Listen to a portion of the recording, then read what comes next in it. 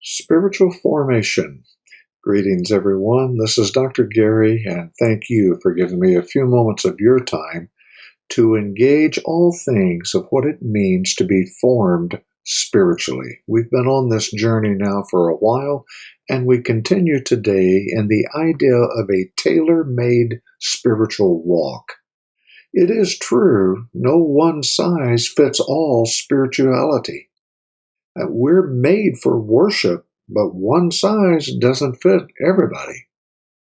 I believe one of the challenges we face today is that people don't understand how we connect with God on a regular basis.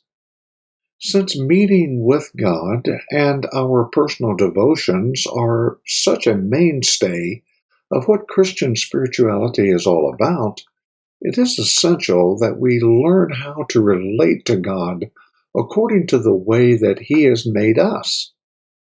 It's what we're made for, to relate to God. But we don't all relate to God in the same way. And yet, we've taught this sort of one-size-fits-all spirituality, in particular a quiet time, because it's something we can hold people accountable to. This is how you pray. This is when you pray. This is where you should pray. This should be the structure of your prayers. And not everybody finds that that's the best way for them to meet with the Lord. And what's happened is that we've turned this offer to have a relationship with God, which we're made to do, and we've turned it into an obligation. To add additional light on spirituality, the Oxford Dictionary of the Christian Church adds some additional insight on this subject. The term has come into very widespread use in many languages during the 20th century, though its meaning has not been satisfactorily defined. It is used to refer to people's subjective practice and experience of their religion or the spiritual exercises and beliefs which individuals or groups have with regard to their personal relationship with God. It is usual to regard prayer, meditation, contemplation, and mysticism as major factors in spirituality, where certain groups have a characteristic set of spiritual practices and beliefs. They may be regarded as constituting a school of spirituality, and this usage has come to be generalized so that there is an increasing interest in lay spirituality, marriage spirituality, etc. Well, the historical review of spirituality and our daily suggested habits has somehow turned our desire for a relationship with God into a daily mandated ritual.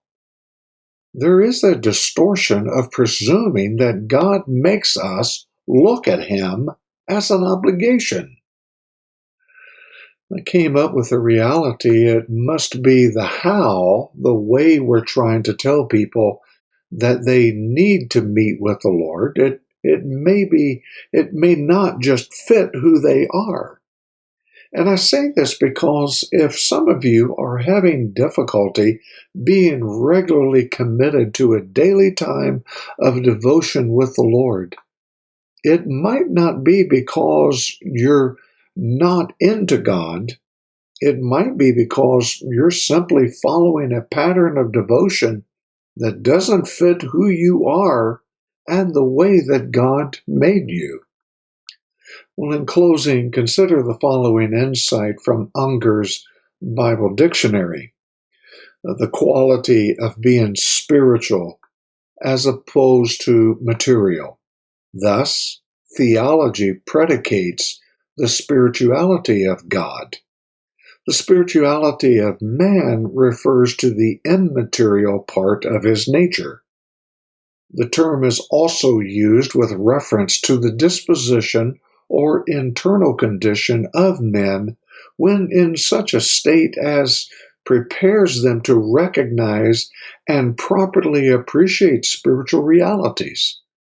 True spirituality is the last sense, in the last sense, is the result of the inworking of the Holy Spirit. Well, thank you so much for giving me a few moments of your time on this spiritual journey of learning of what it means to be formed spiritually. This is kind of academic in this particular short cast, but I believe essential in understanding that one size does not fit every person. Would you take a moment and share this content on your social platform? Let others know about this journey of learning that we're on. We would appreciate that so very, very much. Well, until we can meet again, we bid you Godspeed. Bye for now.